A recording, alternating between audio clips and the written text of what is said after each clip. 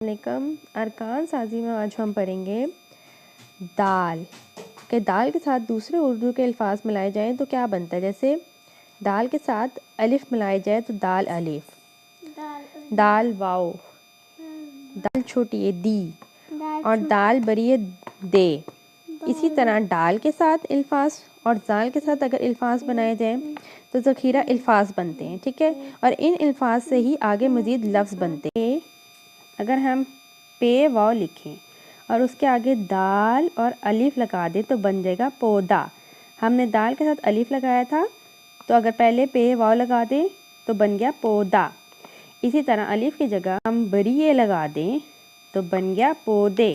मतलब हम उर्दू के जब अल्फाज बनाते हैं तो इन्हीं अल्फाजों की वजह से हम अल्फाज बनाते हैं। दाल के साथ अलिफ लगा दें तो दा, डा, जा, दो, डो, जो, दी, डी, जी, दे, डे, जे। दाल अलिफ, दाल छोटी है दादी, दादी, दाल अलिफ, दाल अलिफ, दा, दा।